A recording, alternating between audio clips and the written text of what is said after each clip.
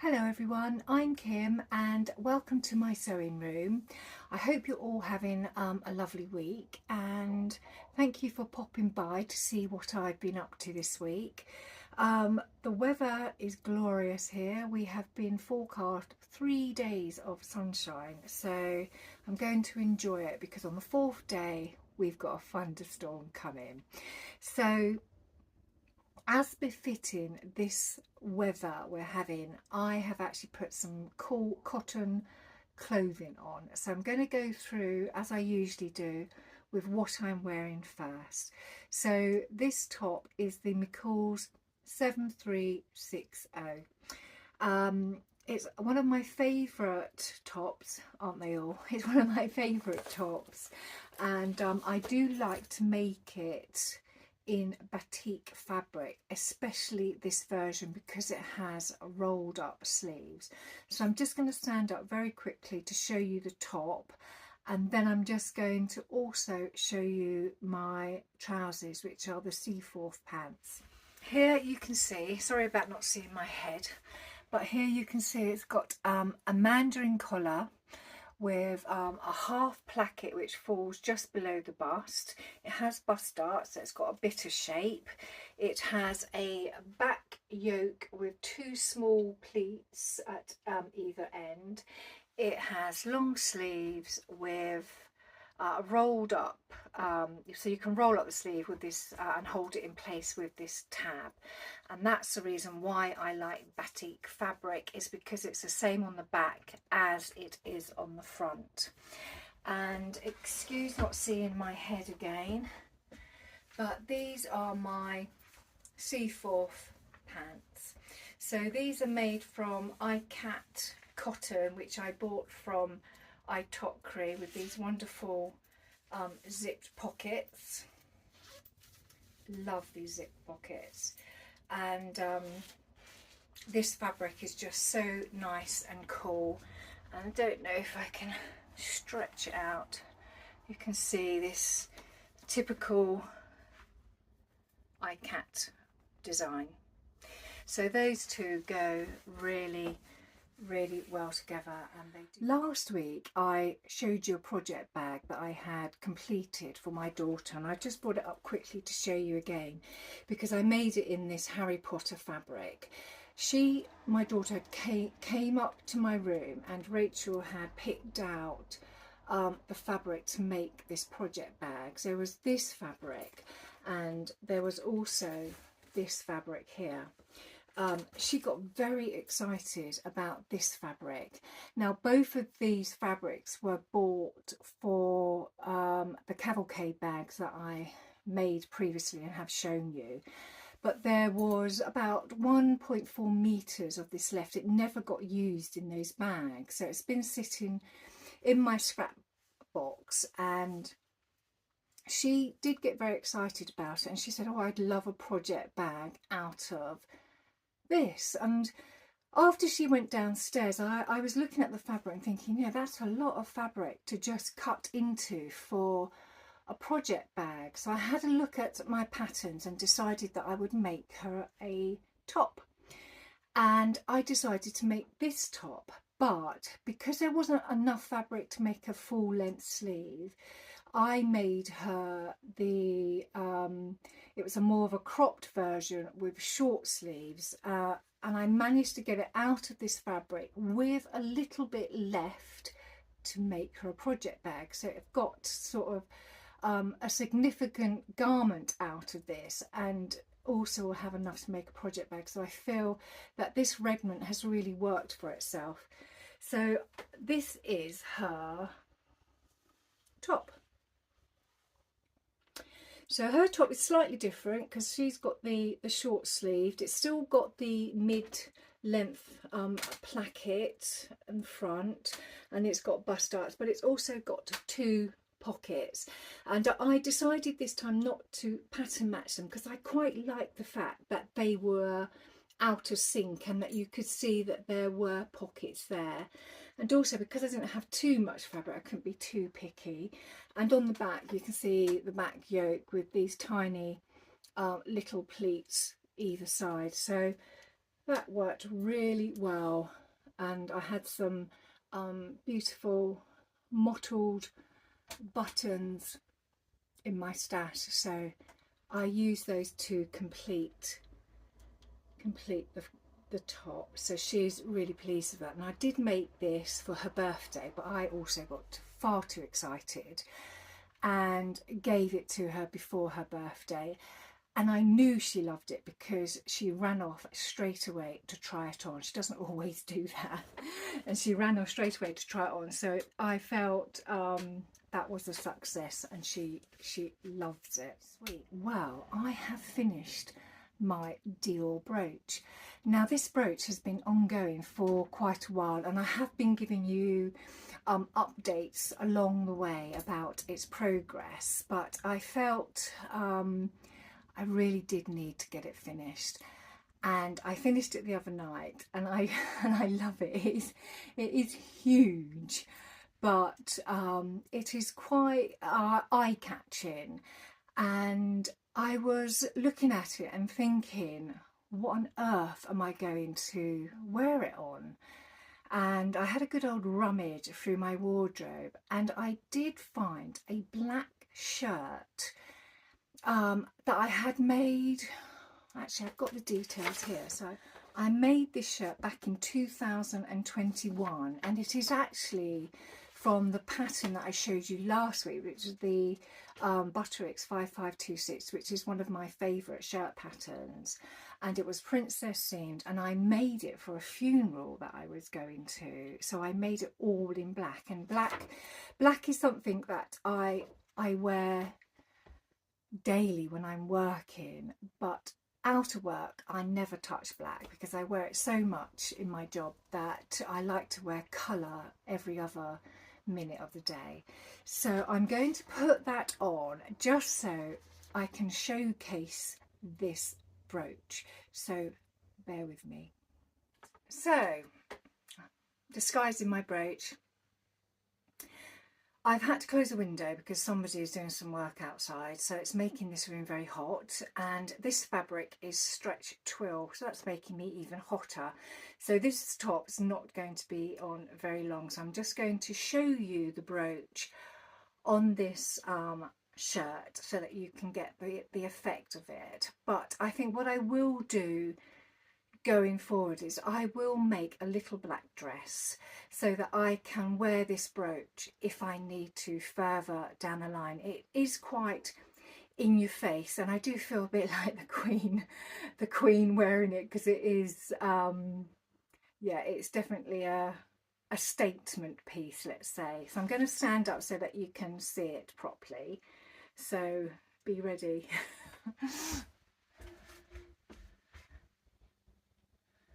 So there she is. So I'm going to come nice and close so you can see all of the detail.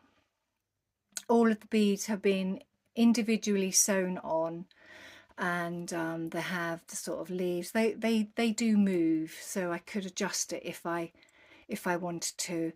And in the middle I have put these rhinestones that I bought from Amazon, and I put a big one in the middle with little ones dotted around in a sort of ununiformed fashion. So that is my brooch. And this blouse, it's a bit tight at the moment because I've put on weight since I made it, so it's about 3 years old. But I made it with a lace sleeve, so it's quite pretty actually. I do like it, and thankfully this fabric, even though it is twill, it's stretched twill, so it does move quite nicely. But I do really need to shift some weight, but I can't be bothered at the moment. Oh, maybe later in the year. So that is my Dior brooch, and I just absolutely love her.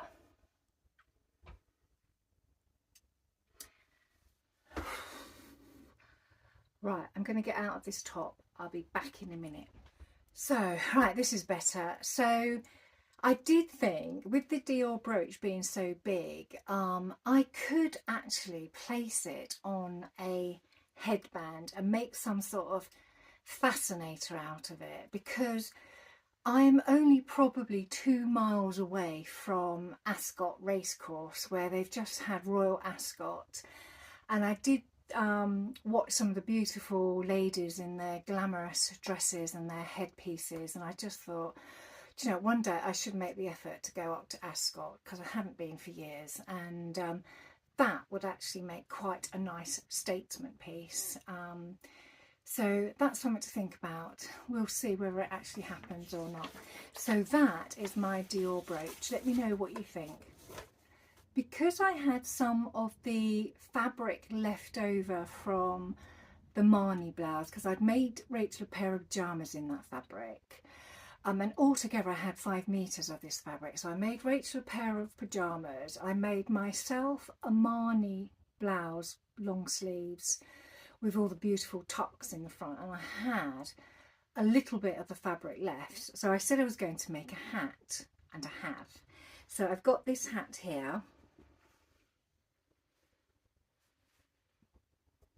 beautiful summer hat, and actually I do like wearing hats, bucket hats, because I've got quite dark hair and a pale complexion. The sun just seems to wear me down, so I do like to wear a bucket hat, and this bucket hat is a free pattern off of the site Orange Betty. Now it only comes in one size, and the sizes are small to medium head, so for me this fits really well. So I've made this hat with the fabric top, side, oh, excuse me, and brim in matching fabric, and then I have just done the inside a little bit different, so it's reversible, and if I wanted to I could just wear it with the paler green. So this is Tula Pink, I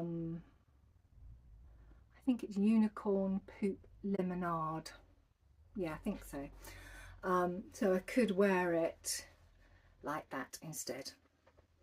And for me, this this pattern size fits quite well. So I have made a few of these in the past. So I did sort of dig them out so you could have a look. So I made one in bright pink. I love this one as well. Now this one has been made slightly different because I used a stiffer interfacing.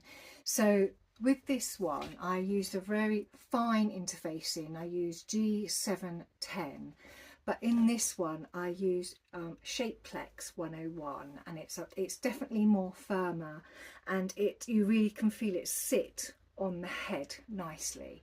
So it is pink all the way around, and then inside it's reversible, and it is this beautiful calf facet fabric, so I can wear that like that, however you like to wear yours. And last of all I have a green one. So this was the first one I made, and it was so easy to make. There are a few tutorials showing you how to make the Orange Betty hat, and they are really easy to follow. It's really straightforward. So if you find that you do have some scrap fabric left, you'll be surprised how easily you can squeeze out a hat from a small piece of fabric. I thought I'd also show you another hat I made, and it was called the Serpentine hat, and it's a great big floppy hat. Not my particular style, but even so, great for the beach. So it is really floppy, a bit too floppy for me, but yeah. And yet again, these hats are reversible, and I just made it in some, yet again, some Tula Pink fabric that I had. Okay. And the only other hat pattern I have is from Mad Cap Hats, and I do have a green corduroy hat that I made from it, and I really like that hat as well. And that pattern, the Mad Cap hat, so the pattern for the Mad Cap hat is slightly different because everything is cut.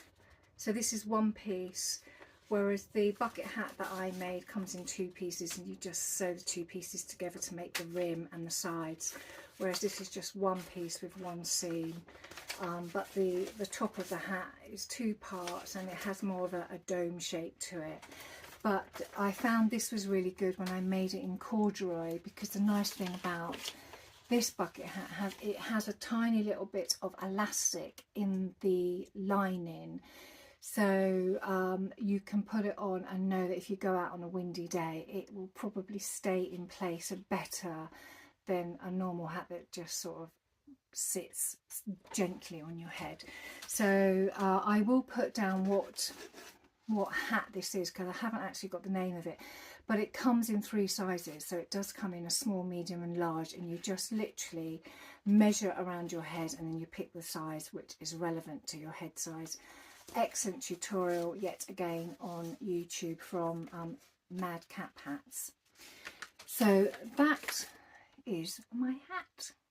So last week I was talking about summer sewing, and I want to make a dress. So I have been going through some of my patterns, and I dug a few out, and I've actually traced one of them off because I liked the flounce dress by Sewing Revival. So I think what I'm going to do is I'm going to make that one up first.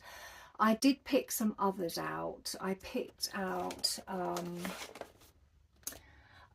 New Look, this one here, which has shearing, so that's quite an involved sew. And I also looked at this one here, and this one is actually one of my Make 9, so I know that one will get made at some time this year. But I like the flounce dress. I just like the V on it, and I like the little frills, and I think my love of frills and tucks and ruffles has been ignited because when I made the Marnie top, I really liked the ruffles around the neck, and I really liked the tucks along the bodice, and they are very reminiscent of when I was a teenager and Princess Diana came on the scene, and she was always in ruffles because it was the trend then, and there were a lot of clothes around at that time that had lots of ruffles and big bellowy sleeves, and it was a very romantic trend, and everybody was into it. And I think because